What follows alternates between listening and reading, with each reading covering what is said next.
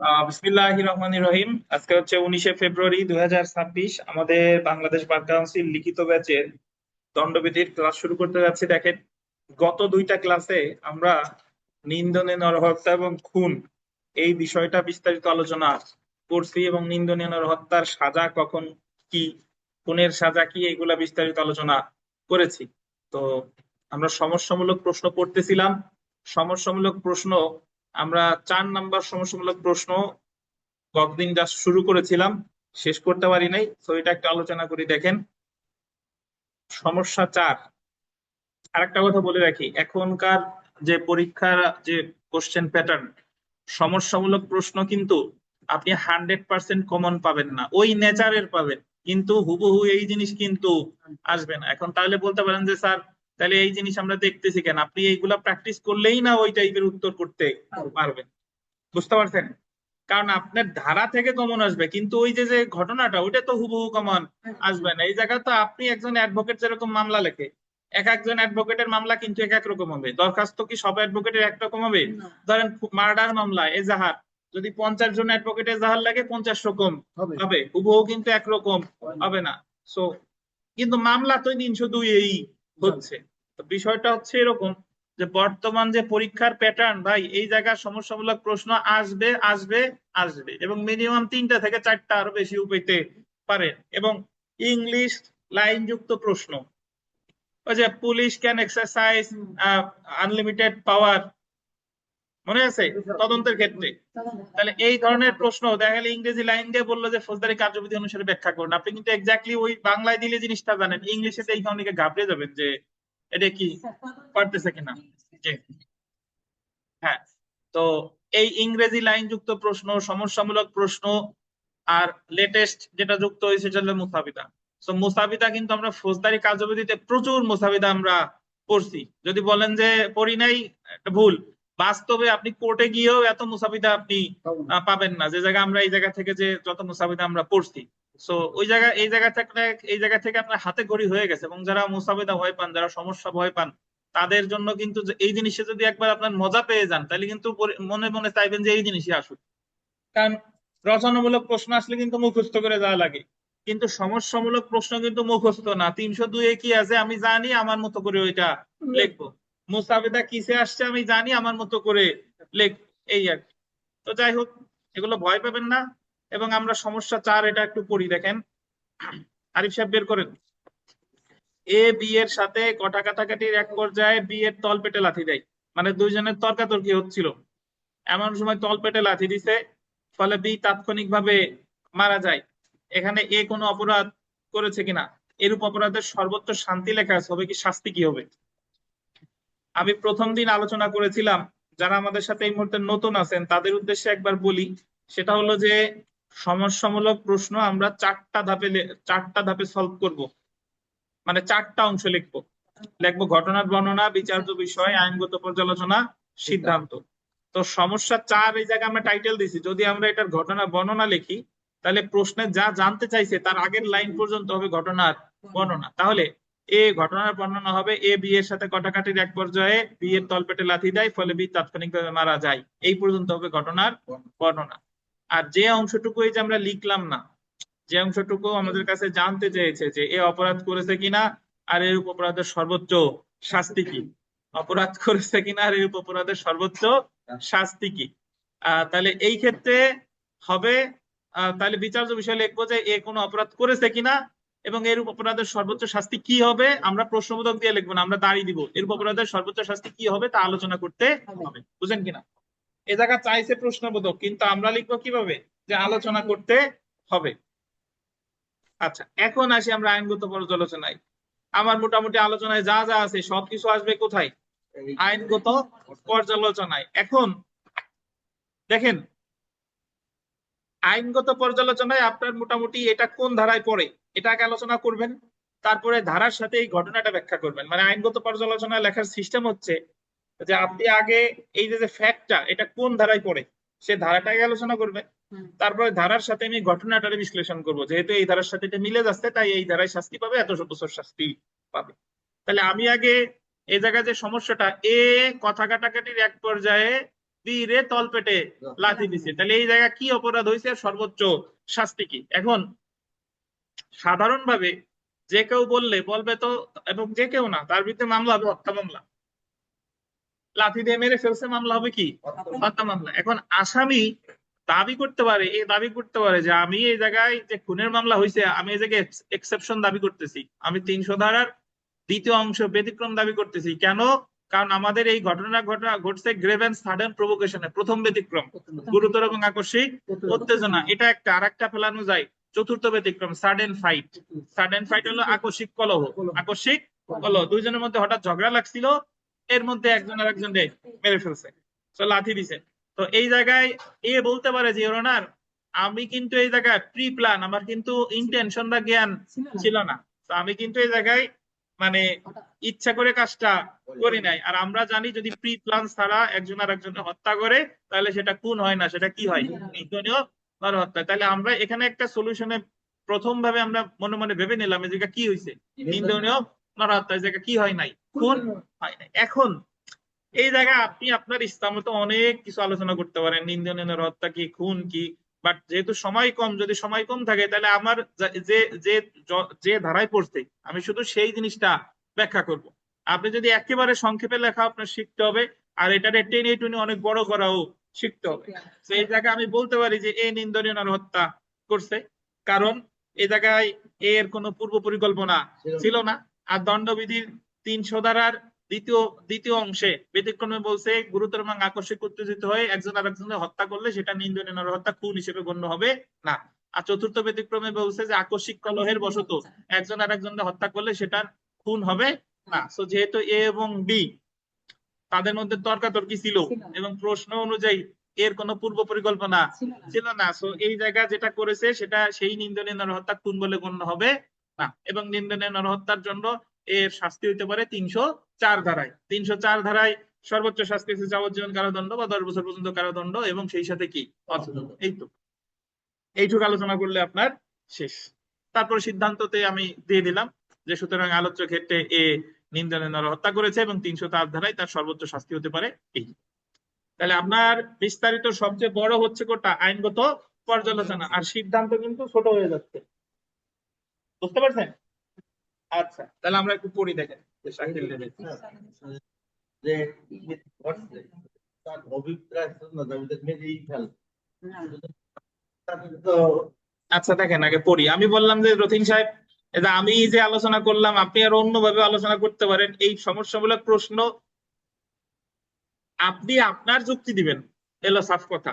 ধরেন একটা মামলা, এক পক্ষ লড়তেছে বাদী পক্ষে, আর এক পক্ষ লড়তেছে কি আসামি পক্ষে। এখন আসামি পক্ষ জানে যে আমি এই মামলায় জিততে পারবো না, সে আগে থেকেই জানে যে এই মামলা আমার জিতা পসিবল না, কিন্তু তাই বলে কি সে হাল ছেড়ে দিছে?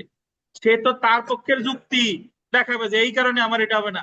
অনেক সময় আইনজীবী মহোদয় জানে যে এই কথাটা বলাও আইনে নাই, আমি যা বলতেছি এটা আইনে নাই, কিন্তু তারপরেও আদালতে বলতেছি যে যদি আমার কথায় কাজ হয়। তাহলে পরীক্ষার খাতাও তাই, আমার এই জায়গায় আঁকড়ে ধরতে হবে, আমি যে আমার ভুল হলো, বাট আমার ভুলের কারণ, ভুলের ব্যাখ্যাও আপনার কি থাকতে হবে, মানে যৌক্তিক থাকতে হবে, যৌক্তিক থাকতে হবে।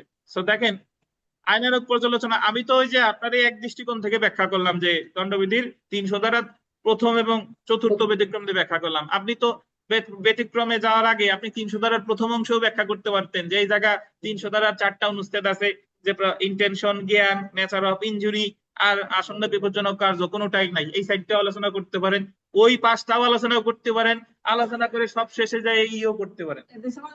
হ্যাঁ, এর তো কোনো শেষ নাই, এর তো কোনো শেষ নাই, কিন্তু আমার তো জিনিস একটা শিখতে হবে যে কম চাইলে কম কিভাবে লিখবো, বেশি চাইলে বেশি কিভাবে লিখবো, আমার সব টেকনিক জেনে যেতে হবে, এবং মার্কস অনুযায়ী সেই সময় আমার এটা কি লিখতে হবে। কিন্তু আপনি খেলা শিখছেন একটাই, মোটরসাইকেল চালান 5 গিয়ারে, যারা পারেন না, কিন্তু আমার তো গিয়ার চেঞ্জ করতে হবে, কখনো 1, কখনো 2, কখনো 3, কখনো 4।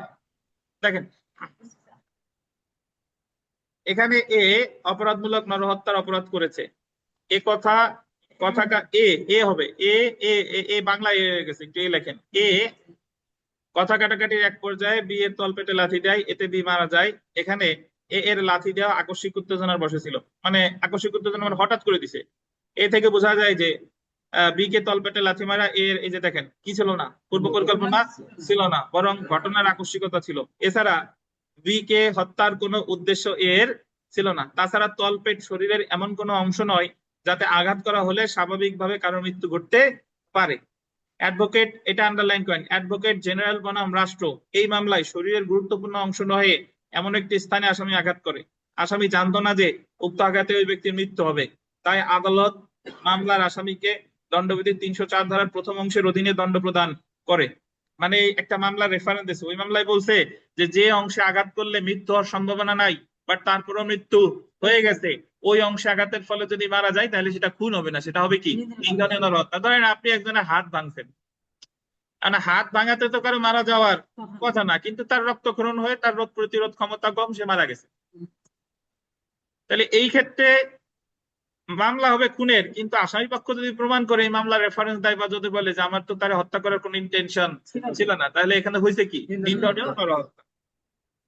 অতএব এখানে বি কে হত্যার ঘটনাটি খুন হবে না, বরং অপরাধমূলক নরহত্যা হবে। এজন্য এ কে দণ্ডবিধি ৩০৪ ধারার অধীন কি দেওয়া যাবে, দণ্ড দেওয়া যাবে। ৩০৪ ধারায় খুন বলে গণ্য নয় এমন নিন্দনীয় নরহত্যার শাস্তি মৃত্যু ঘটানোর অভিপ্রায় নরহত্যা, যা খুন নয়, তাহলে সাজা কি হবে, যাবজ্জীবন কারাদণ্ড বা 10 বছর সশ্রম বা বিনাশ্রম কারাদণ্ড এবং সেই সাথে কি অর্থদণ্ড।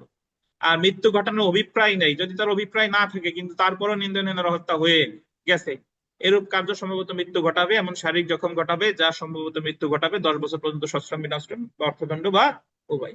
তো যেহেতু বিয়ে মৃত্যু ঘটানো এর অভিপ্রায় ছিল না, তাই এ দ্বিতীয় শাস্তি পাবে, 10 বছর পর্যন্ত কারাদণ্ড, অর্থদণ্ড বা উভয়। এই জায়গায় লেখছে দ্বিতীয় শাস্তি পাবে, আমরা সবসময় সম্ভাবনার কথা লিখবো, দ্বিতীয় শাস্তি পেতে পারে, নিন্দনীয় নরহত্যার শাস্তি পেতে পারে সিদ্ধান্ত। সুতরাং এ কে ৩০৪ ধারার অধীন দণ্ড দেওয়া যাবে। এখন এই যে সমস্যামূলক প্রশ্ন, আপনি যদি আমার এই শীট দেখে হুবহু মুখস্থ করেন তাহলে আপনার মতো বোকা কেউ নাই। শীট দেখে আপনি ধারণা নিলেন, সমস্যামূলক প্রশ্ন কিভাবে নিজের মতো করে লিখবো। আর মুখস্থ করলে তো এই জিনিস হুবহু তো আসবে না। আপনি মুখস্থ কি লিখতে পারেন, মুখস্থ ৩০০ ধারার ওই ব্যতিক্রম গুলো লিখতে পারেন, কিন্তু ভিতরের অংশটা তো আপনার কি করতে হবে, বানাইতে হবে। তাহলে বুঝতেন কিনা এটা আপনারা, কারো কোনো প্রশ্ন আছে কিনা অনলাইন অফলাইন ভাই বোনেরা?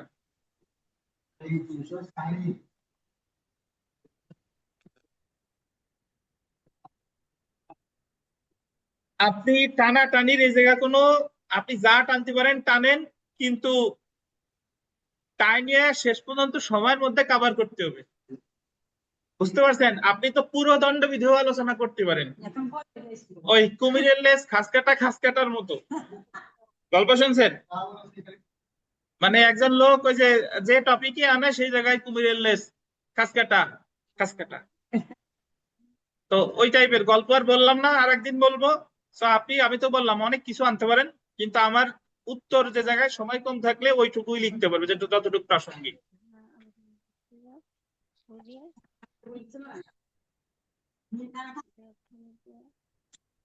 সমস্যা 5-এ আসেন। সমস্যা 5।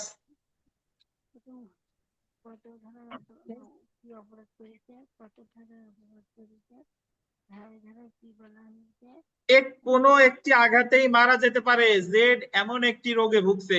দেখছেন, জেড একজন ব্যক্তি, সে খুব গুরুতর অবস্থায় আছে, যা হালকা আঘাতেই তার মারা যাওয়ার সম্ভাবনা আছে নাকি। এরূপ অবস্থায় এ একদিন জেড কে আঘাত করে, ফলে জেড এর মৃত্যু ঘটে। যদি এরূপ একটিমাত্র আঘাত স্বাভাবিক প্রক্রিয়ায় সুস্থ সবল দেহের অধিকারী একজন লোককে মেরে ফেলার মতো যথেষ্ট ছিল না, তাহলে আঘাতটা করছে কে, এ কারে, জেড রে। এমন আঘাত করছে যে আঘাতে সুস্থ কারো মারা যাওয়ার কথা না, কিন্তু সে কি হয়েছে, মারা গেছে। জেড এর এমন রোগ বিষয়ে অবগত থেকে এ আঘাত করে থাকলে সে কি অপরাধ করেছে, আর উক্ত রোগ বিষয়ে অবগত না থেকে আঘাত করলে এ কোন অপরাধ করেছে, আইনের সংশ্লিষ্ট বিধান উল্লেখ পূর্বক আলোচনা করুন। মানে এ যে জেডটা আঘাত করছে, এ কি জেড এর রোগের কথা জেনে আঘাত করছে নাকি না জেনে আঘাত করছে। যদি জেনে আঘাত করে তাইলে কি হবে, আর যদি না জেনে আঘাত করে তাহলে কি হবে, এ হলো কথা। তাহলে আমরা দেখি বিশ্বজিৎ সাহেব বলেন এই জায়গায় ঘটনার বর্ণনা কোন পর্যন্ত হবে, বিশ্বজিৎ সাহেব? আমরা ঘটনা বর্ণনা কোন পর্যন্ত লিখবো বলেন? এই কথা কম কম বলেন, চুপ করেন।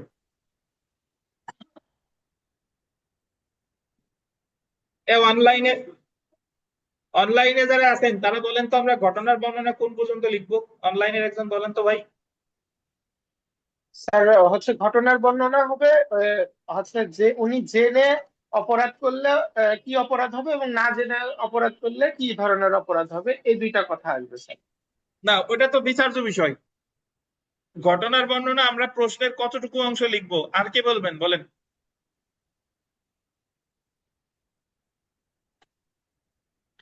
অনলাইনে যারা আছেন বলেন, উত্তর করেন, কথা বলেন।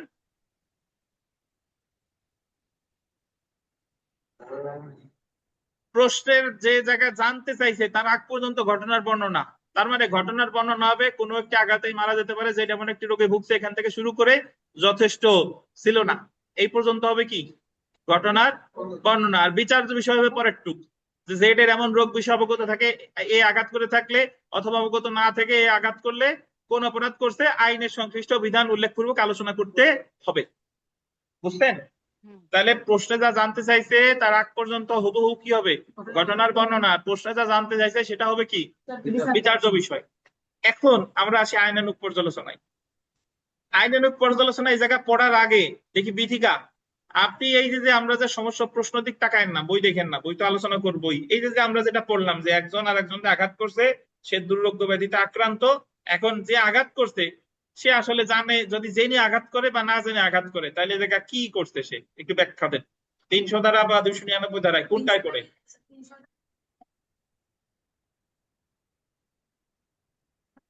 প্রথম অনুচ্ছেদে কি আছে? প্রথম অনুচ্ছেদে আছে অভিপ্রায়। অভিপ্রায়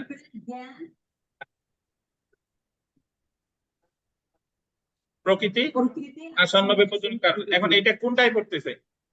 নিম্ননী নরহত্যা হচ্ছে না খুন হচ্ছে, কোনটা? দেখেন না, দেখেন না, না দেখে যতটুকু মনে পড়ে ভুল হোক বলেন, আপনি আনসার করেন। এটা 300 ধারায় কোন অনুচ্ছেদ বা কোন ব্যতিক্রমে পড়ে? 4টা অনুচ্ছেদ 5টা ব্যতিক্রম আছে না, মোট 9টা আছে। এই 9টার মধ্যে কোনটাই পড়ে? এটা কি খুন হয়েছে নাকি নিন্দনীয় নরহত্যা হয়েছে? জাস্ট এইটুকু বলেন। প্রশ্নটা তো এই যে এই প্রশ্নটা বুঝেন নাই। আরিফ সাহেব বলেন, আপনার আরিফ দাদার কথা শুনেন, আপনি কথা বলেন, উনি উত্তর ঠিক বলেন, জোরে বলেন।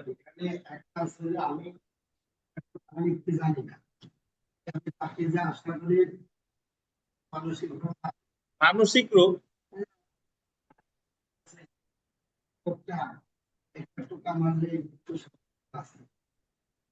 আমি যদি জানি একটু কাটা পারি, হ্যাঁ তাহলে আমি খুন করতেন জ্ঞান থাকলে। আপনি যে জ্ঞান সহকারে আঘাত করেন, ওই হালকা ঘুষিতে কারো মারা যাওয়ার কথা না, কিন্তু আপনি জানেন ওর হালকা ঘুষিতেই মারা যাওয়ার সম্ভাবনা আছে, এবং আপনি যাই নেই হালকা ঘুষি দিচ্ছেন, সে মারা গেছে, এ জায়গায় সেটা খুন হবে।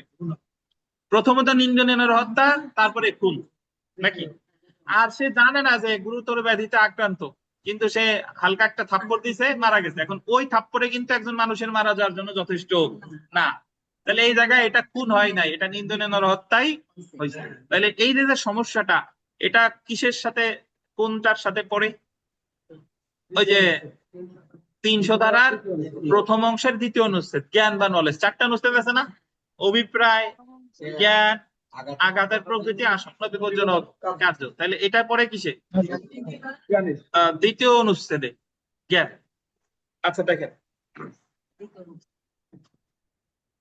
রোগের ব্যাপারে এ আঘাত করলে, রোগের ব্যাপারে জেনে এ আঘাত করলে দণ্ডবিধি 1860 300 ধারা অনুযায়ী যখন কোনো শারীরিক আঘাত বা জখমের ফলে মৃত্যু ঘটতে পারে, জেনেও সেরূপ ভাবে জখম করা হয়, এর ফলে আহত ব্যক্তি মারা যায়, তখন তা খুন বলে গণ্য হবে। আলোচ্য অংশে যে এমন একটি রোগে ভুগছে যে যে রোগের কারণে একটি আঘাত দেওয়া হলেই জেড মারা যেতে পারে, এ যদি এই রোগ সম্পর্কে জেনেও জেডকে আঘাত করে, তাহলে এ খুনের অপরাধ করেছে বলে গণ্য করা হবে। এক্ষেত্রে এ 302 ধারার অধীন খুনের জন্য কি পাবে? শাস্তি পাবে। আর এই জায়গায় একটু ব্যাখ্যা দেবেন, রোগের ব্যাপারে যদি না জানে তাহলে কি হবে? রোগের ব্যাপারে না জেনে আঘাত করলে, দেখেন অন্যদিকে এ যদি জেড এর রোগের ব্যাপারে না জেনে তাকে আঘাত করে এবং উক্ত আঘাতের ফলে জেড এর মৃত্যু হয়, এরূপ ক্ষেত্রে এ যদি জখম করার অভিপ্রায়ে আঘাত করে তাহলেও তাকে খুনের জন্য দায়ী করা যাবে না। যেহেতু জেড এর রোগের ব্যাপারে এ জানে না, তাই এ অপরাধমূলক নরহত্যার জন্য দায়ী হবে। অসুস্থতা বা ব্যাধিতে আক্রান্ত ব্যক্তিকে মৃত্যু ঘটাতে যথেষ্ট নয় এমন দৈহিক জখম করে মৃত্যু ঘটালে তা অপরাধমূলক নরহত্যা হবে। তাই এ অপরাধমূলক নরহত্যার অপরাধ করেছে। সুতরাং এ যদি রোগ সম্পর্কে জেনেও জেডকে আঘাত করে তাহলে খুনের অপরাধ করছে, আর না জেনে আঘাত করলে কি করছে? নিন্দনীয় নরহত্যা। প্রশ্ন তো দুইটাই চাইছে যে জেনে আঘাত করলে কি হয়েছে, না জেনে আঘাত করলে কি হবে। তাইলে কি হয়েছে? জেনে আঘাত করলে হবে খুন, না জেনে আঘাত করলে হবে নিন্দনীয় নরহত্যা। লাস্টে বলছি কলেজ চ্যাপ্টার 304 নেই। আপনি মন যা চাই তা লিখবেন, যদি মন চাই শাস্তি লিখবেন 304 লিখবেন, সমস্যা নেই। এ জায়গা তো জাস্ট আপনাদের বুঝাচ্ছি, এইভাবে যে লিখবেন এমন কোনো কথা না, এটা আপনার মতো করে লিখবেন। আপনি এই জায়গায় 304 শাস্তিও বলতে পারেন, 302ও আনতে পারেন, 300 প্রথম অংশে 4টিও আলোচনা করতে পারেন, ব্যতিক্রম আলোচনা করতে পারেন, কোনো অভাব নাই।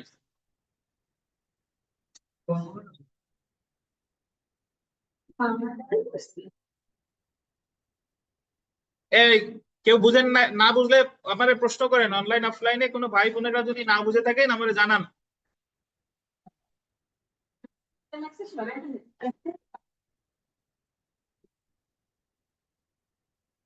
বিশ্বজিৎ সাহেব বুঝছেন? আচ্ছা, এখন আপনারা তাইলে আমার উত্তর দেন তো। এই শুনে নেই, বিথিকাই বলেন, রতিন সাহেব বলেন।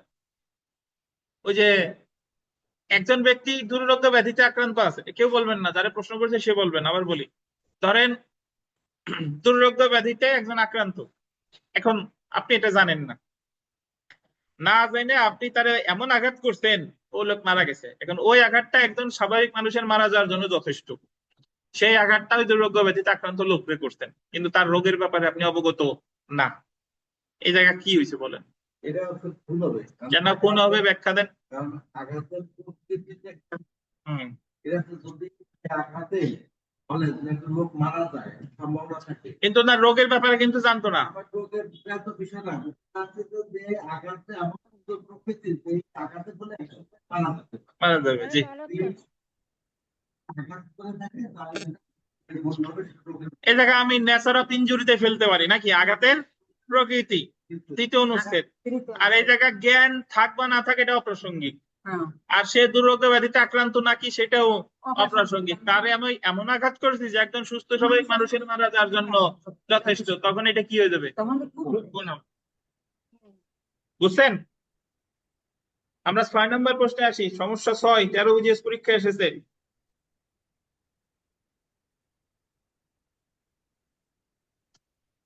এক্স একটি জোপের আড়ালে জেড আছে বলে জানেন। জানেন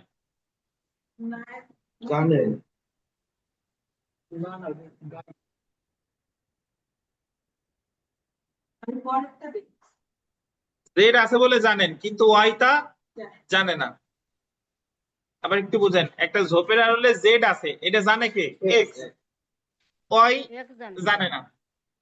এক্স জেড এর মৃত্যু ঘটানোর অভিপ্রায়ে অথবা এর ফলে জেড এর মৃত্যু ঘটানোর সম্ভাবনা আছে জেনে ওয়াই কে উক্ত ঝোপের প্রতি গুলি ছাড়ার জন্য প্রবৃত্ত করেন। এক্স বলতেছে ওয়াই রে, এই তোর কি বন্দুক আনছিস, দেখি তো বন্দুক পরীক্ষা করে, ঝোপে গুলি ছাড়। ওয়াই তো জানে না ঝোপের আড়ালে জেড আছে। ওয়াই এর গুলিতে জেড মারা যায়। দ্য পেনাল কোড অনুসারে এক্ষেত্রে বর্ণিত অপরাধ চিহ্নিত করে এর বৈশিষ্ট্য লিখুন। এটা কি অপরাধ হয়েছে বুঝছেন? এক্স জানতো যে, আর ওয়াই জানতো না। এক্স গুলি করতে প্রবৃত্ত করতে কারে? ওয়াই রে। ওয়াই গুলি করতে জেড মারা গেছে। তাহলে আমাদের কি অপরাধ হয়েছে এটা লিখতে বলছে। অনলাইনে যারা আছেন তারা একটু বলেন তো যে ঘটনার বর্ণনা আমরা কতটুকু লিখবো, এটা আগে বলেন। অনলাইনের ভাই বোনেরা একজন বলেন ঘটনার বর্ণনা কতটুকু লিখবো। জেড এর মৃত্যু হয় পর্যন্ত। জেড এর মৃত্যু হয়, ধন্যবাদ। শুরু থেকে জেড এর মৃত্যু হয় এই পর্যন্ত হবে ঘটনার বর্ণনা, এবং পেনাল কোড অনুসারে এক্ষেত্রে বর্ণিত অপরাধ চিহ্নিত করে বৈশিষ্ট্য লিখতে হবে। তাহলে বিচার্য বিষয় হবে পেনাল কোড অনুসারে এক্ষেত্রে বর্ণিত অপরাধ চিহ্নিত করে বৈশিষ্ট্য লিখতে হবে। চলে আসি আমরা আইনগত পর্যালোচনা।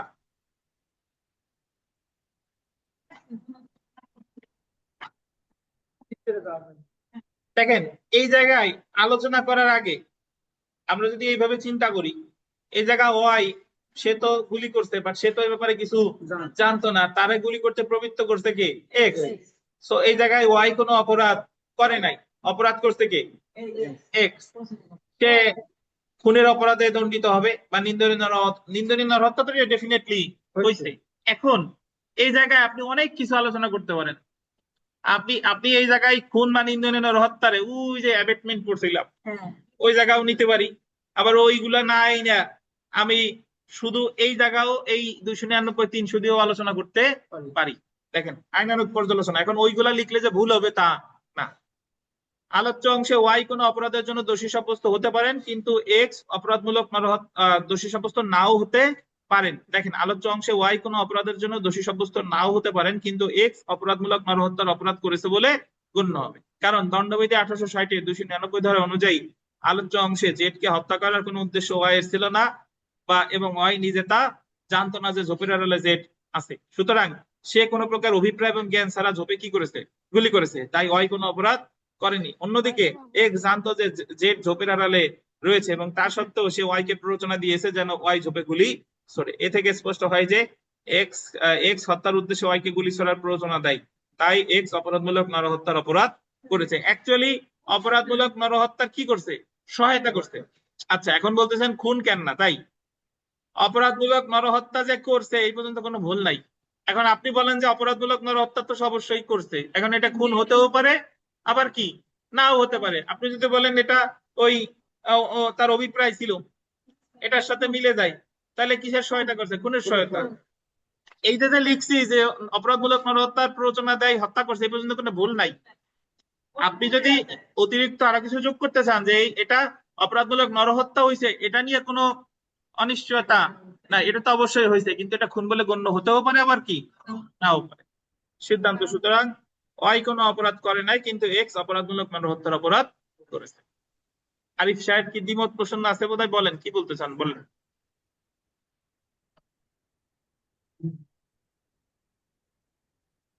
সেটা তো বললামই।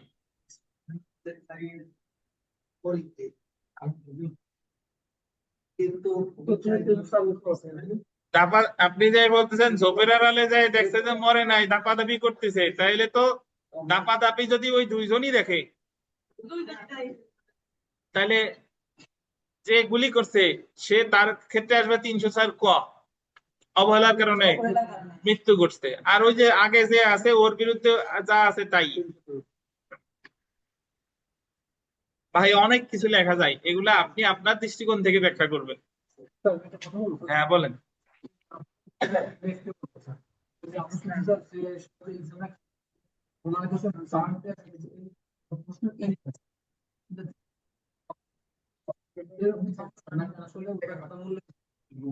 আমার জানা নাই ভাই, থাকে না না থাকে, তবে আপনার শুনেন এই এই সকল এইগুলার সমস্যামূলক প্রশ্নের এগুলার 100% কোনো অ্যাকুরেট উত্তর হয় না। এটা আপনি আপনি যেভাবে ব্যাখ্যা করবেন, এই নিন্দনীয় হত্যা খুন, কেউ ব্যাখ্যা করবে নিন্দনীয় হত্যা সেও সঠিক, কেউ ব্যাখ্যা করবে খুন সেও সঠিক। ইভেন এই ভুল সঠিক আছে বলেই নিম্ন আদালত আছে, উচ্চ আদালত আছে, অ্যাপিলেট ডিভিশন আছে। ধরেন নিম্ন আদালতে রায় দিছে এটা হয়েছে খুনের, খুন হয়েছে, আপিলে যায় প্রমাণিত হয়েছে যে খুন হয় না, এটা হয়েছে কি নিন্দনীয় নরহত্যা। তাহলে এইগুলা আসলে ওই ধরনের কিছু না, আপনি আপনার মতো করে পরীক্ষাটা হলো। আমি জীবনে অনেক লিখিত পরীক্ষা দিছি, লিখিত পরীক্ষা দিছি বলতে বাংলাদেশ বার কাউন্সিল তো একবারই পাশ করছি, আবার ভাবেন না যে ফেল করতে করতে বাংলাদেশ বার কাউন্সিল পাশ করছি। জুডিশিয়াল সার্ভিসের যেহেতু 6 বার ভাইবা দিছি, তাহলে 6 বার ভাইভাতে রিটেন দেওয়া লাগছে আমার 6000 মার্কের। 6000 মার্কে 60টা পরীক্ষা দেওয়া লাগে, 100 মার্কের 60টা। তাহলে জুডিশিয়ালের সার্ভিসের উদাহরণ দিচ্ছি। ওই জায়গায় আমি আমার পার্সোনাল এক্সপিরিয়েন্স থেকে বলতে পারি, এই জায়গায় আপনারে ধরেন প্রশ্ন অনেক কঠিন হয়েছে, আপনি মোটামুটি পারেন 50% পারেন, 50% ভাষা ভাষা আপনার কোনো জ্ঞান নাই। এখন আপনার জায়গায় যেটা লাগবে ওই যে বঙ্গবন্ধু 7 মার্চের ভাষণের মতো, যে যার যা কিছু আছে তাই নিয়ে প্রস্তুত থাকুক। বিষয়টা হলো যে আপনি যা পারেন সেগুলো আগে লেখেন, আর যা পারেন না সেগুলো আস্তে আস্তে যতটুকু প্রাসঙ্গিক করে লেখা যায়, মানে ওই জায়গা বিনা যুদ্ধে মাঠ ছাড়া যাবে না। আমি মরে যাব কিন্তু এই খাতা ছাড়বো না, 4 ঘন্টার মধ্যে আমি 100 মার্ক লিখবো এবং যতটুকু প্রাসঙ্গিক করে লেখা যায়, এবং উত্তরটা লিখতে হবে যেটা সবচেয়ে ভালো পারেন সেটা সবার আগে, তারপরে একটু ভালো পারেন সেটা পরে, এবারে এইভাবে গতানুগতিক। এখন 1 নাম্বার প্রশ্ন আপনি ভালো পারেন না, 1 নাম্বার প্রশ্ন যদি আপনি প্রথমে লেখেন তাহলে তো আর যেটা ভালো পারেন সেটা একেবারে যে লিখছেন শেষে, তাহলে জিনিসটা কিন্তু ভালো হলো না। যেটা সবচেয়ে ভালো পারেন সেটা সবার আগে লিখবেন। এখন অনেকে প্রশ্ন করেন যে স্যার আমি তো এর আগে অনেক ভালো পরীক্ষা দিছি কিন্তু আমি পাশ করতে পারি নাই। এই যে যারা 3-4 বার লিখিত পরীক্ষা দিয়ে পাশ করছে না, এদের যাই মাঝে মাঝে জিজ্ঞেস করবেন যারা পাশ করছে তাদের, এদের মাঝে 2 ধরনের পরীক্ষার্থী পাবেন। এক পরীক্ষার্থী হলো যে ভাই অমুকবার এত ভালো পরীক্ষা দিয়ে পাশ করতে পারি নাই কিন্তু গতবার পাশ করছি, পরীক্ষা এত ভালো হয় নাই। বুঝছেন? তার মানে সব সময় ভালো পরীক্ষা দিলে পাশ করা যায় না, মাঝে মাঝে আপনার রিজিকেও থাকা লাগে। আচ্ছা, তো এজন্য আমার আপনাদের প্রতি আমার নিবেদন মানে হচ্ছে যে আপনার হাল ছাড়া যাবে না। মানে আমি যতক্ষণ পর্যন্ত আছি যতটুকু প্রাসঙ্গিক করে লেখা যায় ততটুকু লিখবো, কম হোক বেশি হোক। পরীক্ষা ভালো হলেও জীবনে কাউরে বলবেন না যে আমি তো পাশ করবোই, আমি একজন পাশ করলে আমি পাশ করবো, এই অ্যারোগেন্স দেখানোর দরকার নাই। একটু খারাপ হয়েছে বলেন না যে আমি তো ফেল করবোই, এই কথা বলারও দরকার নাই। কিছু কিছু জিনিস নিজে পরিশ্রম করেন, সৃষ্টিকর্তার হাতে ওই জিনিসটা রাখেন, যে কোনো সময় যে কোনো কিছু হয়ে যেতে পারে। এজন্য ওই যে যে কথা বললাম, মানে আপনার তরফ থেকে যেটা দরকার, পরীক্ষক যিনি খাতা দেখতেছে তিনি দেখতেছে যে এই ছেলেটা চেষ্টা করছে কিনা। ধরেন আপনি একটা জিনিস ভুল লিখছেন কিন্তু আপনি এমন একটা যুক্তি দিচ্ছেন, দেখা হলো ওই লোক খুশি হয়ে গেছে যে ভুল হইলো সেই টেকনিক্যালি এই জিনিসটা করছে। তাহলে 50 পাওয়া খুব বেশি কঠিন না। এই ধরনের প্রশ্নে 2-4 হাফ এরকম করতে করতে 150 হয়েই যায়। সেজন্য হতাশ হওয়া যাবেন না, লেগে থাকেন। আপনাদের নজিরের কিন্তু কোনো অভাব নাই। এমন না যে আপনারা এই জায়গায় প্রথম ব্যাচ, এই জায়গা থেকে অনেকে আলহামদুলিল্লাহ উকিল হয়ে গেছে না ভাই, এবং 4 বার রিটেন দিয়েছে এরকম পরীক্ষার্থীও পাশ করে উকিল হয়েছে। তো হতাশ হওয়া যাবে না। আপনারা তো মাত্র একবার, মানে অন্য কয়েকজনের কথা বলতেছি, একবার লিখিত দিয়েছেন, তাও রিভিউ রেজাল্টেও তো আপনাদের আসতে পারে, এখনো কিন্তু অসম্ভব কিছু না। যারা রিভিউ করছেন এই রিভিউ রেজাল্টেও আসতে পারে। তো হতাশ হবেন না, যতটুকু প্রাসঙ্গিক করা যায় মনের মধ্যে বল রাখেন যে ইনশাল্লাহ আমরা পারবো, ইনশাল্লাহ পারবো, পারবেন ইনশাল্লাহ।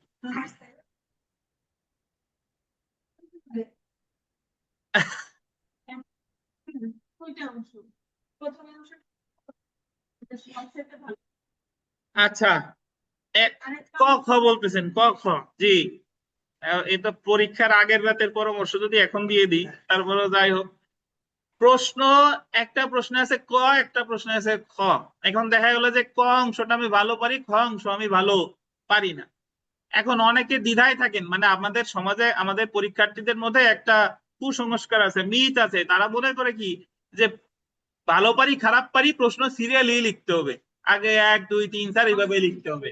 বিষয়টা তা না। আপনি যদি 1-এর ক ভালো পারেন, 1-এর ক সবচেয়ে ভালোভাবে লিখলেন, 1-এর খ যেটা একেবারে এটা যদি সবার শেষেও যায় লেখেন কোনো সমস্যা নাই।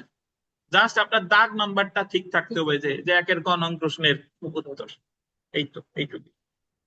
আর এগুলো আমরা পরীক্ষার আগে তো আরো ভালোভাবে বলে দিব। আসেন আমরা সমস্যার সাথে আসি।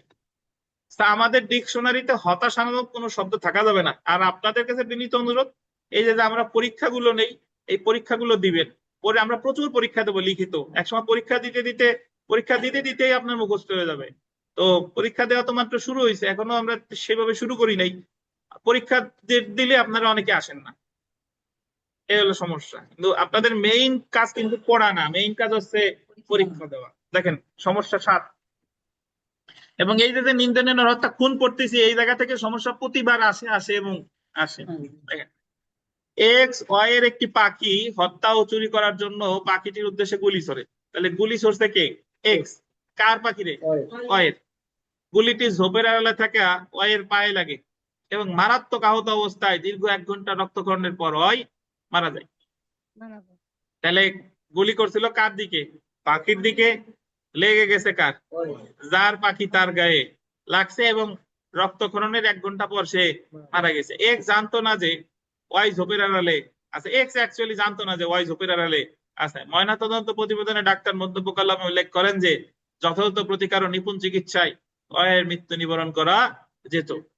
ডাক্তার পোস্টমর্টেম রিপোর্টে বলছে যে যদি ঠিকঠাক মতো ট্রিটমেন্ট করা যেত তাহলে ওয়াই বাঁচলেও বাঁচতে পারতো। এখানে এক্স এর দায় নিরূপণ করুন। এক্স এর জায়গা কি করছে, এ হলো কথা। এই প্রশ্নে আপনি অনেক ইয়া করতে পারেন, মানে আলোচনা করতে পারেন। প্রথমত একভাবে বলতে পারেন যে এক্স এই জায়গা যে গুলি করছে, ওয়াই যে ছিল এক্স তো জানতো না। সো এক্স যে গুলি করে যে ওয়াই যে মারা গেছে, এই জায়গায় এক্স এর কোনো অপরাধ হয় নাই, এলো এক। তবে যেহেতু যদি সে এক্স যদি দেখে থাকে যে ওয়াই এর রক্তক্ষরণ হচ্ছে, তাহলে এক্স এর দায়িত্ব ছিল কি করা, হসপিটালে নেওয়া। কিন্তু সে যদি ওয়াই কে দেখার পরেও বেপরোয়া বা অবহেলাপূর্বক তারে ওই জায়গা হসপিটালে নেয় নাই, তাহলে এক্স এর অবহেলার কারণে ওয়াই কি মারা গেছে। তাহলে এক্স এর জায়গায় ওই 304 এর ক ধারায়, 304 ক ধারায় অবহেলাপূর্বক বা বেপরোয়া বা অবহেলাপূর্বক কাজের মাধ্যমে যদি কেউ মৃত্যুবরণ করে, যেটা নিন্দনীয় হত্যা নয়, তাহলে শাস্তি আছে জায়গায় কতদিন, 5 বছর। তাহলে 304 ক করছে, বুঝতে পারছেন? হয় কোনো অপরাধ করে নাই, আর নাইলে অপরাধ করছে কত, 304 ক। দুই দিক দিয়েই আপনি আপনার ব্যাখ্যা দিয়ে আলোচনা করলে কোনোটাই ভুল না, সঠিক। আপনি আপনার ব্যাখ্যা দিয়ে আলোচনা করবেন। আসেন আমরা পড়ি। তাহলে বলেন তো, অনলাইনে যারা আছেন আপনাদের কাছে জিজ্ঞাসা করি, এই সমস্যার সাথে ঘটনার বর্ণনা কোন পর্যন্ত হবে বলেন?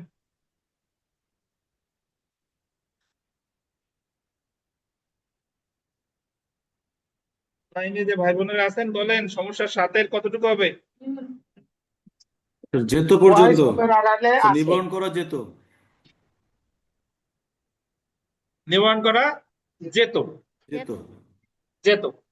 তাহলে এর দায় নিরূপণ করতে হবে। তাহলে বিচার্য বিষয় হবে হলো এর দায় নিরূপণ করতে হবে। আমরা চলে এসে আইনানুগ পর্যালোচনা।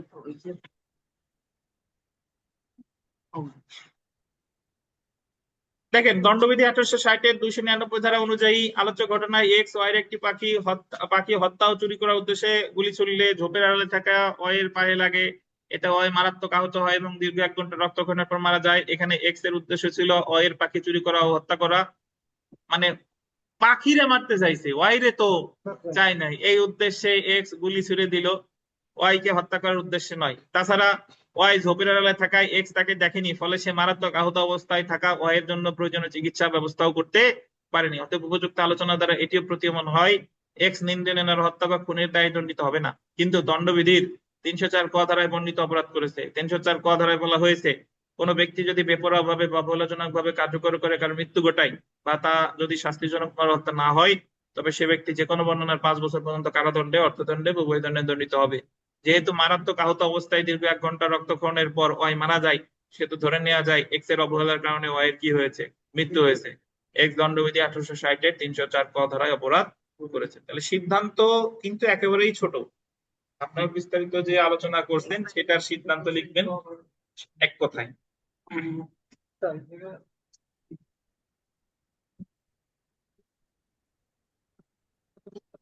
প্রশ্নে কোন জায়গায় দেখছে, সো আপনি যদি না না আলোচনা করতে চান, তাহলে বলবেন যে কোনো অপরাধ হয় নাই। এক্স যদি না দেখে থাকে তাহলে কোনো অপরাধ হয় নাই, আর যদি দেখে থাকে তাহলে অপরাধ করছে। এই জি।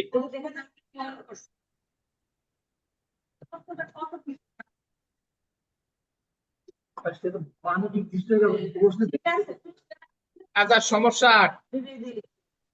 বাবা, দেখেন 8 নাম্বারটা দেখি। এক্স একজন চোর, পুলিশ হেফাজত থেকে পলায়ন করে। পুলিশ কর্মকর্তা ওয়াই এক্স এর থামানোর জন্য তার প্রতি গুলি ছোড়ে, যা জেড এর গায়ে লেগে জেড মারা যায়। পুলিশ কর্মকর্তা ওয়াই কোনো অপরাধ করেছে কিনা আপনার উত্তরের সমর্থনে যুক্তি দেন।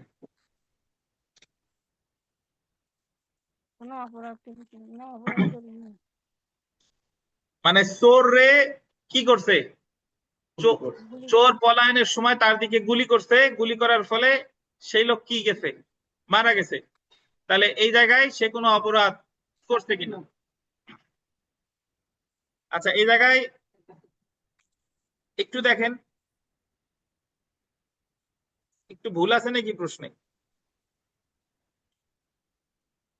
পুলিশ হেফাজত থেকে পলায়ন করে পুলিশ কর্মকর্তা ওয়াই এক্স কে থামানোর জন্য তার প্রতি গুলি ছোড়ে, যা জেড এর গায়ে লাগে। পলাশ ছিল কে? এক্স, কিন্তু গায়ে লাগছে কার? জেড। জেড মারা যায়। পুলিশ কর্মকর্তা ওয়াই কোনো অপরাধ করেছে কি? আপনার উত্তরের সমর্থনে যুক্তি দেন। এখন হ্যাঁ, জেড যদি পথচারী হয়, বা দেখি আলোচনায় কি আছে আমরা একটু পড়ি। পথচারী হোক আর যা হোক, ধরি চোর মারা গেছে বা পথচারী মারা গেছে, তাহলে পুলিশের কি হয়েছে?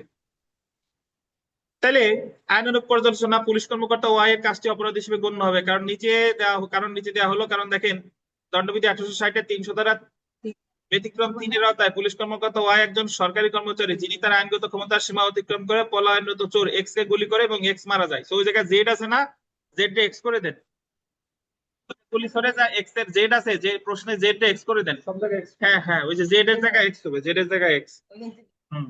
জেড আছে না, জেড এর জায়গায় এক্স করেন। হ্যাঁ,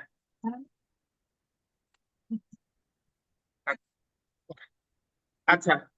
তাহলে এই জায়গায় যিনি তার সীমা অতিক্রম করে এক্স কে গুলি করে এবং এক্স মারা যায়, তাই পুলিশ কর্মকর্তা এখানে 300 ধারা 3 নং ব্যতিক্রমের আওতায় খুন নয় এবং দণ্ডনীয় হত্যা হিসেবে গণ্য হবে। কেউ আসছেন নাকি? আচ্ছা, যাক, দেখেন 300 ধারার 3য় ব্যতিক্রমে আছে কি, সরকারি কর্মকর্তা তার উপর দায়িত্ব যেটা আছে সেটা অতিক্রম করে যদি কাউরে হত্যা করে, তাহলে সেটা নিন্দনীয় নরহত্যা হবে। এছাড়া ফৌজদারি কার্যবিধি 1898 এর 50 ধারা অনুযায়ী পলায়ন প্রতিরোধে প্রয়োজনের বেশি বাধা প্রদান করা যাবে না। আলোচ্য ঘটনায় চোরের পলায়ন প্রতিরোধে গুলি করা সীমা লঙ্ঘন। অতএব উপযুক্ত আলোচনা হতে বলা যায়, আলোচ্য অংশে পুলিশ কর্মকর্তা ওয়াই অপরাধ করেছেন। কি অপরাধ করছে? 1860 এর 304 ধারা অপরাধজনক নরহত্যা সংগঠন অনুযায়ী দণ্ডিত হবে।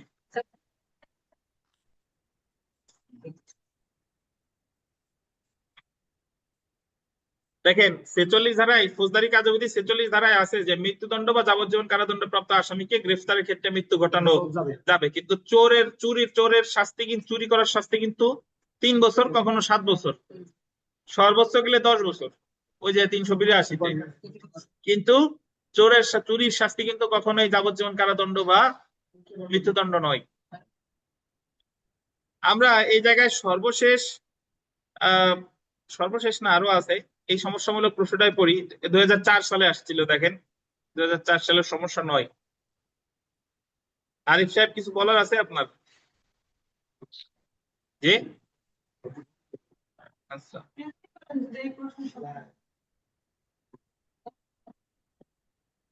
অনলাইনে কারো কোনো প্রশ্ন থাকলে বললেন।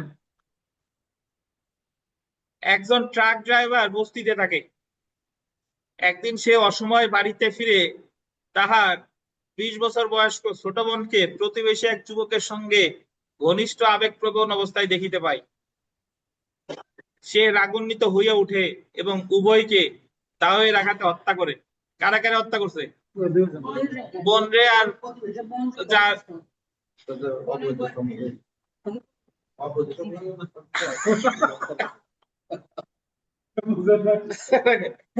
এবং বেপরোয়া ভাবে ট্রাক চালাইয়া বাড়ি হইতে বাহির হয়ে যাওয়ার পথে পথচারী একজন মহিলাকে চাপা দিয়ে যায়, এবং যখন সে যাচ্ছিল তখন ট্রাকের সামনে পড়ে গেছে এক মহিলা। তো বেপরোয়া ভাবে চালাচ্ছিল, মারা গেছে। তাহাকে জোড়া খুনের জন্য দণ্ডবিধি 302 ধারায় অভিযুক্ত করা হয় এবং রাস্তায় মহিলাকে চাপা দেওয়ার হত্যার জন্য 304 ধারায় অভিযুক্ত করা হয়। মানে তার বিরুদ্ধে ওই দুইজনকে মারার জন্য চার্জ হচ্ছে 302, আর পথচারীর মারার জন্য হচ্ছে 304। ট্রাক ড্রাইভার তার আত্মপক্ষ সমর্থনের জন্য আপনার নিকট আসে। ট্রাক ড্রাইভার আরিফ সাহেবের কাছে আসছে, যুক্তি সাহেব আমারে বাঁচা। আসামির সমর্থনে আপনার যুক্তি কি হবে, কারণ ও হেতু বর্ণনা করুন। আসামিরে বাঁচানোর জন্য আপনি কি কি যুক্তি উপস্থাপন করবেন আদালতে, সেটা আসলে জানতে চাইছে। এ হলো প্রশ্ন। বুঝছেন কাহিনী কি? বুঝছেন? ট্রাক ড্রাইভার বাড়ি এসে দেখে, হঠাৎ তার বোনকে দেখে একজন পুরুষের সাথে আপত্তিকর অবস্থায়। উনি রাগে ওই দুইজনের দা দিয়ে কুপিয়ে হত্যা করছে, এবং রাগে যখন গাড়ি চালাচ্ছিল এমন সময় এক মহিলা সামনে আসছে, তারও বেপরোয়াভাবে আঘাত করছে, মারা গেছে, চলে গেছে। তাহলে মারা গেছে একসাথে 3 জন। ট্রাক ড্রাইভারের বিরুদ্ধে একটা মামলা হয়েছে 302 আর একটা হয়েছে 304। একই মামলায় 2টা ধারায় চার্জ হয়েছে। এখন আপনি আসামি পক্ষের আইনজীবী, আপনার ডিফেন্স কি হবে? বলেন, নেই আশরাফুল বলেন, কি কি হওয়া উচিত? আমরা তো পড়বো, তার আগে বলেন।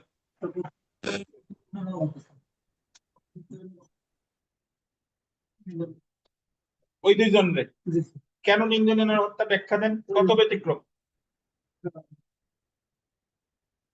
প্রথম ব্যতিক্রমে কি আছে? হঠাৎ হুম সেই ক্ষেত্রে রাজনীতি গুণগণের চিন্তার মানুষ হুম সেই হুম ঠিক আছে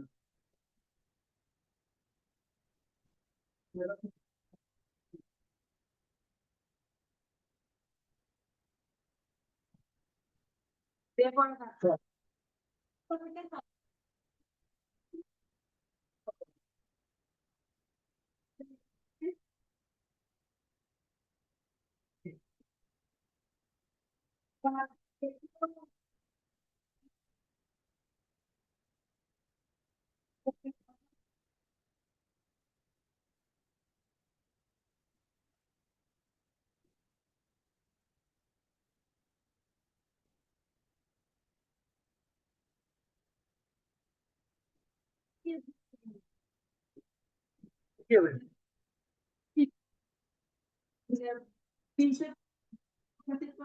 ওই কি হবে তাহলে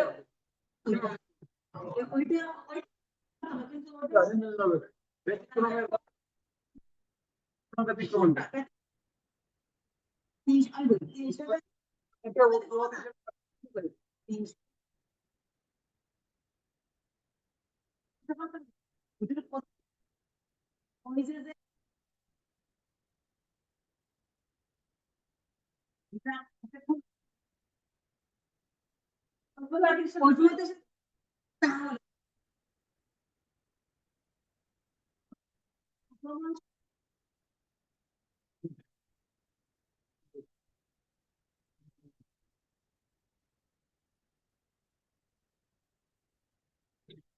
আচ্ছা, ধন্যবাদ আপনাদের। মানে চিন্তা দোয়ার খুলুক, ভুল হোক সঠিক হোক আলোচনা করতে হবে আর কি। তো এই জায়গায় আপনারা সঠিক যে ট্রাক ড্রাইভার যে হঠাৎ করে আসলো, মানে সে তো আর ওই পরিস্থিতি হত্যা যে করবে এটা তো তার পূর্ব পরিকল্পিত ছিল না। তো সে গ্রেভ এন্ড সাডেন প্রভোকেশন, গুরুতর এবং আকস্মিক উত্তেজিত হয়ে ওই দুজন হত্যা করছে। তো এই জায়গাটা খুন হবে না, এটা হবে নিন্দনীয় হত্যা, প্রথম ব্যতিক্রম নাকি? আর আসামি পক্ষের আইনজীবী হিসেবে আমি বলতে পারি যে তার তো মাথা এমনিতেই গরম ছিল। তো ট্রাক ড্রাইভার সে যখন বেপরোয়া ভাবে গাড়ি চালাচ্ছিল, ওই মহিলা যে গাড়ি চাপা পড়ে মারা গেছে তার সাথে তো তার কোনো শত্রুতা নাই, বেপরোয়া ভাবে গাড়ি চালানোর কারণে মারা গেছে। তো এটা হবে 304 খ।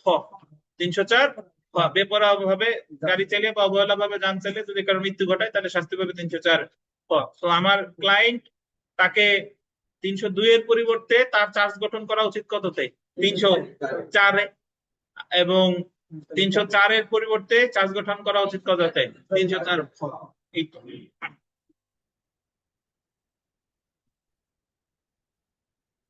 এই জিনিসগুলো যদি আপনি মুখস্থ করেন তাহলে কি ধরতে পারবেন? পারবেন না। দেখেন, তাহলে আমরা চলে এসে একটু আলোচনা করে দেখেন। জোড়া খুনের জন্য দণ্ডবিধি 302 ধারায় অভিযোগের বিরুদ্ধে এবং ট্রাক ড্রাইভার আসামিকে সমর্থন করে আমার যুক্তি। ট্রাক ড্রাইভার অসময়ে বাড়িতে এসে তার ছোট বোনকে প্রতিবেশী এক যুবকের সঙ্গে ঘনিষ্ঠ অবস্থায় দেখতে পেয়ে সে রাগান্বিত হয়ে দুজনকে দা দিয়ে আঘাত করে। এখানে 300 ধারায় খুনের সংজ্ঞা ও ব্যাখ্যা অনুযায়ী 302 ধারায় অভিযোগ গঠন করা হয়েছে। যেহেতু দায়ের আঘাতে তার বোনের ও প্রেমিকের মৃত্যু হয়, তা আপাত দৃষ্টিতে মনে হতে পারে হত্যার উদ্দেশ্যেই আঘাত করা হয়েছে, কিন্তু 300 ধারার শেষ অংশে কিছু ব্যতিক্রম অবস্থার কথা রয়েছে। এসব ব্যতিক্রমী অবস্থায় কোনো হত্যা খুন নয়, বরং নিন্দনীয় হত্যা বলে গণ্য হয়। 300 ধারার মধ্যে একটি ব্যতিক্রমী অবস্থা হলো গুরুতর। এই যে দেখেন, গুরুতর এবং আকস্মিক উত্তেজনায় আত্মনিয়ন্ত্রণ হারিয়ে মৃত্যু ঘটালে তা নিন্দনীয় হত্যা বলে গণ্য হবে, যা খুন নয়। আলোচ্য ঘটনায় ট্রাক ড্রাইভার তার ছোট বোনকে প্রতিবেশী যুবকের সাথে ঘনিষ্ঠ আবেগপ্রবণ অবস্থায় দেখে আকস্মিক উত্তেজনায় আত্মনিয়ন্ত্রণ হারিয়ে দুজনকেই দা দিয়ে আঘাত করে। এ থেকে স্পষ্ট হয় ট্রাক ড্রাইভার হত্যার উদ্দেশ্যে মৃত্যু ঘটায়, বরং পুরো ব্যাপারটি আকস্মিক উত্তেজনার ফল ছিল। তাই ট্রাক ড্রাইভার কাজটি 300 ধারার প্রথম ব্যতিক্রমের আওতাধীন বিষয়। তারপরে দেখেন,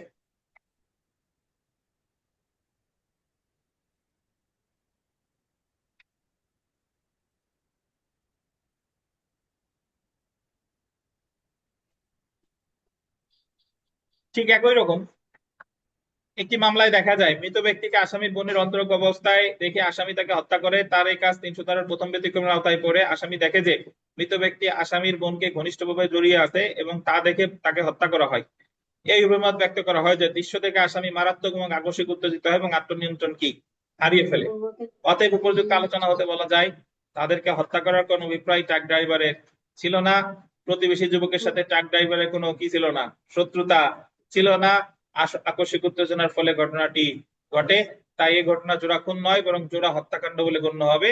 ফলে 304 ধারার অধীন উদ্দেশ্যবিহীন নরহত্যার জন্য ট্রাক ড্রাইভারকে অভিযুক্ত করা যাবে। এবার দ্বিতীয় অংশে আসি।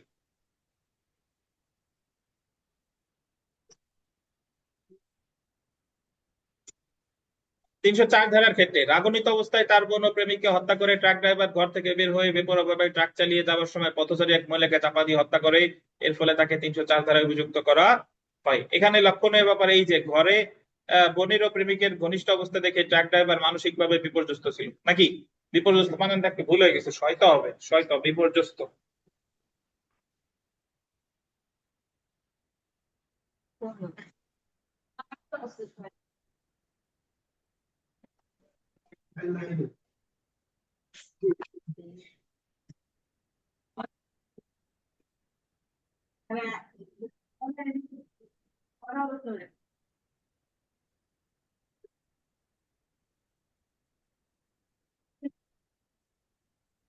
দেখেন তার মধ্যে তখন আকস্মিক উত্তেজনা বাধা ছিল, ফলে ট্রাক চালানোর সময় জনক পথচারী মহিলাকে চাপা দিয়ে হত্যা করে। এখানে ট্রাক ড্রাইভার উদ্দেশ্য এরূপ ছিল না, সে আকস্মিক উত্তেজনায় গাড়ি চালিয়েছিল, তাই 304 ধারার অধীন অপরাধ কি হবে না।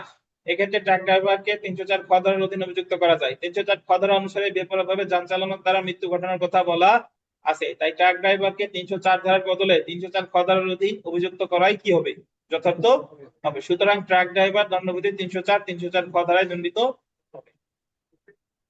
হ্যাঁ হতে পারে, জি।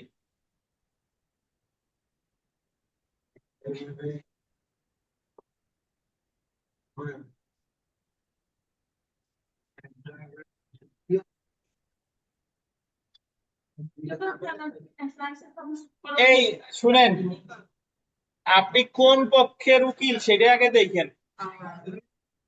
আপনারা নিযুক্ত করছে ট্রাক ড্রাইভার আসছে আপনার কাছে, কারণ আপনি যদি তারে উল্টো মৃত্যুদণ্ডের দিক ঠেলে দেন, আপনার এই জায়গাতে দেখতে হবে যে তারে কিভাবে আমি শাস্তি কমাইতে পারি বা বাঁচাইতে পারি।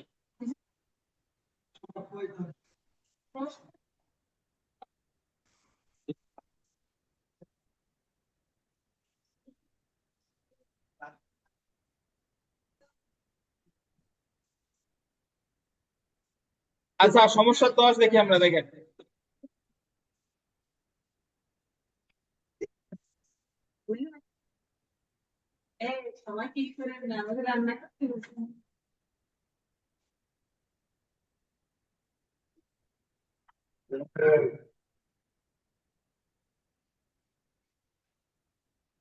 এটা আপনাদের গতবার আসছে বা তার আগের বার আসছে। এক্স মৃত্যু হবে যেন ওয়াই এর মৃত্যু ঘটানোর উদ্দেশ্যে গুলি ছোড়েন, মানে এক্স গুলি ছড়ছে কার দিকে, ওয়াই এর দিকে, কিন্তু ওই গুলিতে জেড এর মৃত্যু হয়। মারতে চাইছিল এক্স রে, ওয়াই রে, মারা গেছে কে, জেড। এক্স এক্ষেত্রে পেনাল কোড 1860 এর কোন ধারার অধীন অপরাধ করছে?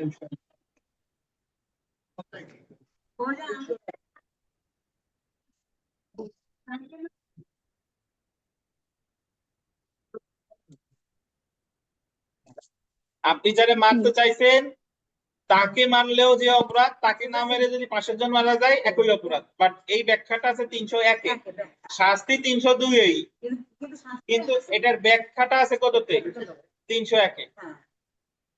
এই যে দেখেন 301 এ কখনো মামলা হবে না, 301 প্রসিডিউরাল সেকশন, সাবস্টেন্টিভ সেকশন হচ্ছে 302। দেখেন আইনানুগ পর্যালোচনা, এক্ষেত্রে 1860 এর 302 ধারার অধীনে অপরাধ সংঘটিত হয়েছে, কারণ ধারা 301 অনুযায়ী যে ব্যক্তির মৃত্যু ঘটানোর ইচ্ছা ছিল সেই ব্যক্তি ছাড়া অন্য ব্যক্তির মৃত্যু ঘটিয়ে নরহত্যা সংঘটিত হলে অপরাধী যে ব্যক্তির মৃত্যু সংঘটনের ইচ্ছা করেছিল বা যে ব্যক্তির মৃত্যু ঘটতে পারে বলে জানতো সে ব্যক্তির মৃত্যু সংঘটন করলে তার অপরাধটি যেরূপ হতো এই ক্ষেত্রেও সেরূপ হবে। প্রদত্ত ঘটনায় এক্স মৃত্যু হবে জেনেও ওয়াই এর মৃত্যু ঘটানোর উদ্দেশ্যে গুলি ছোড়েন, কিন্তু ওই গুলিতে জেড এর মৃত্যু হয়। এক্ষেত্রে এক্স এর গুলিতে ওয়াই মারা গেলে যে রূপ সাজা হতো জেড মারা যাওয়াতে একই সাজা হবে, অর্থাৎ খুনের দণ্ডে কি হবে? দণ্ডিত হবে। সুতরাং এক্স এক্ষেত্রে পেনাল কোড 1860 এর 302 ধারায় দণ্ডিত হবে। লাগে নাই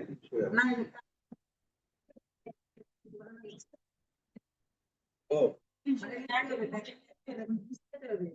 মানে এই শুনেন, এগুলা প্রশ্ন যে করেন যে স্যার আমি যদি 301 না লিখি সমস্যা হবে।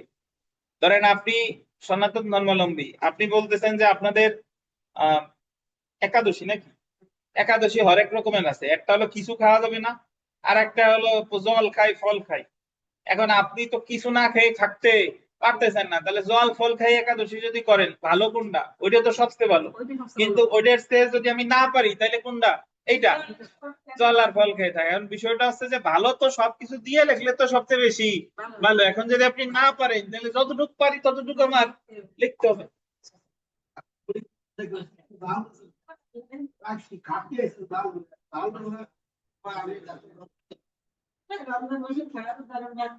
আচ্ছা, আসেন আমরা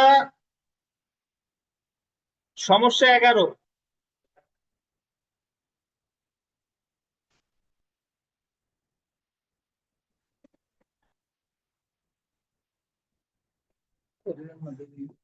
এক্স তার প্রতিবেশী ওয়াই কে আঘাত করে এবং এতে ওয়াই খুব উত্তেজিত হয়ে এবং ক্রোধে উদ্দীপ্ত হয়ে যায়। প্রতিবেশীরা আঘাত করছে কে? এক্স। প্রতিবেশী মার খাওয়ার পরে আরো কি হয়ে যায়? রাগ হয়েছে।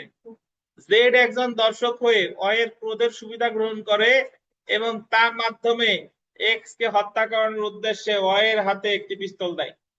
জেড দর্শক, জেড বলতেছে তুমি খালি মার খাওয়া আর এরকম মার আর কত গাল গাবা, এই যে পিস্তল নাও, জিনিস নাও। ওয়াই উক্ত পিস্তল দিয়ে এক্স কে হত্যা করে। পেনাল কোডের সংশ্লিষ্ট বিধানের আলোকে ওয়াই ও জেড এর দায় নিরূপণ করুন।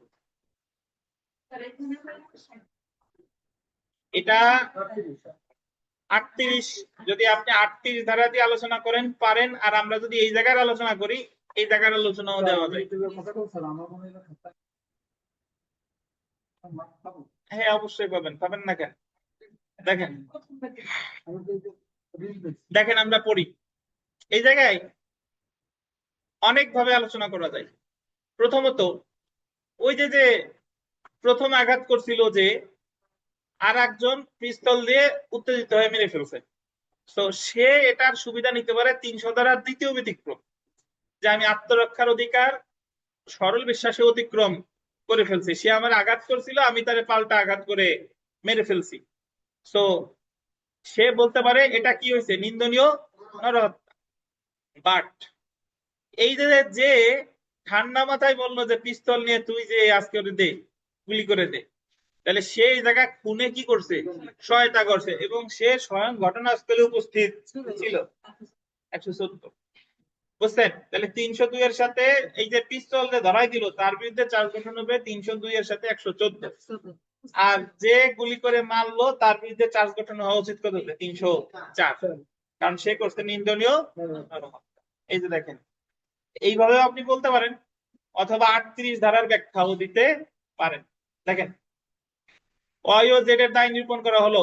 ওয়াই এর দায়, ওয়াই এখানে নিন্দনীয় হত্যা করেছে যা দণ্ডবিধি 1860 এর 300 ধারার ব্যতিক্রম 1 এবং 304 ধারার বিষয়বস্তু। ওই আপনি 300 ধারার ব্যতিক্রম 1ও দিতে পারেন, ব্যতিক্রম 2ও দিতে পারেন। ব্যতিক্রম 1 হলো যে গুরুতর আকস্মিক উত্তেজিত হয়ে হত্যা করছি, যে আমারে যদি না মারতো তাহলে তো আমি মারতাম না, এলো 1। আর একটা হচ্ছে যে যদি আমারে মারতে আসছে আমি আত্মরক্ষার অধিকার প্রয়োগ করে বেশি করে ফেলছি। আচ্ছা, দণ্ডবিধি 1860 এর 300 ধারার 1 ব্যতিক্রম 1-এ বলা হয়েছে অপরাধজনক গণহত্যা খুন হিসেবে গণ্য হবে না যদি মারাত্মক এবং আকস্মিক উত্তেজনার ফলে অপরাধী আত্মসংযম শক্তি হারিয়ে ফেলে এবং যে ব্যক্তি প্ররোচনা দান করেছে সেই ব্যক্তির মৃত্যু ঘটায় অথবা ভুলক্রমে বা দুর্ঘটনাক্রমে অপর কোনো ব্যক্তির মৃত্যু ঘটায়। এখানে ওয়াই কে এক্স আঘাত করার মাধ্যমে প্ররোচনা দান করে যার ফলে ওয়াই এক্স কে হত্যা করে, সুতরাং ওয়াই এখানে নিন্দনীয় নরহত্যার অপরাধ করেছে। শাস্তি 304 ধারা অনুসারে ওয়াই যাবজ্জীবন বা 10 বছর সশ্রম বা বিনাশ্রম কারাদণ্ড এবং সেই সাথে কি অর্থদণ্ডে দণ্ডিত হতে পারে। চলে আসেন জেড এর দায়। জেড এখানে উদ্দেশ্য প্রণোদিত ভাবে এক্স কে হত্যা করার উদ্দেশ্যে ওয়াই এর হাতে একটি পিস্তল দেয় যা দণ্ডবিধি 1860 এর 114, 302 ধারার অধীন খুনে সহায়তা করেছে বলে গণ্য হবে। শাস্তি ধারা 114, 302 অনুসারে জেড মৃত্যুদণ্ড, যাবজ্জীবন কারাদণ্ড এবং অর্থদণ্ডে দণ্ডিত হবে। আর যে হত্যা করলো সে দণ্ডিত আমরা তো জানি কিসে, নিন্দনীয় নরহত্যা। আমরা সর্বশেষ সমস্যামূলক প্রশ্নটা পড়ি, সমস্যা 12।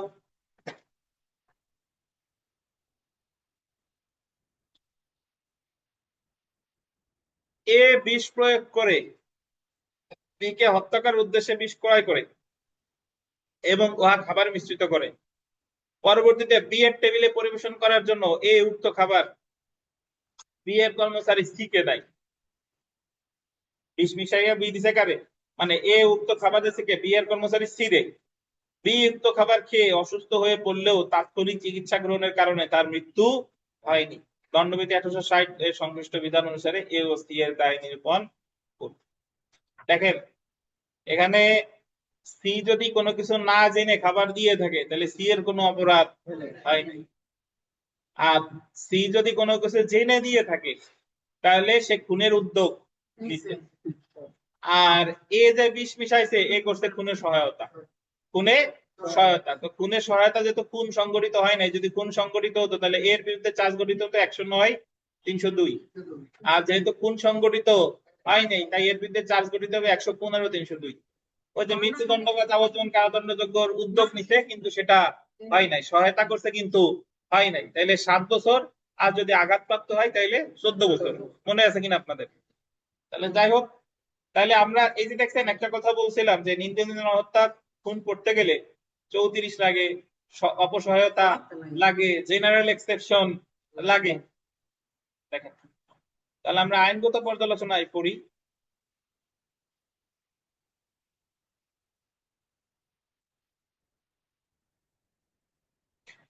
এ বিষ প্রয়োগ করে বি কে হত্যা করার উদ্দেশ্যে বিষ ক্রয় করে এবং উহা খাবার মিশ্রিত করে পরবর্তীতে বি এর টেবিলে উক্ত খাবার সি কে দেয়, মারা যায়। এখন এ তাই দেখেন এ খুনের চেষ্টা বা উদ্যোগ গ্রহণের অপরাধ করেছে যা দণ্ডবিধি 307 ধারা অনুযায়ী কি অপরাধ।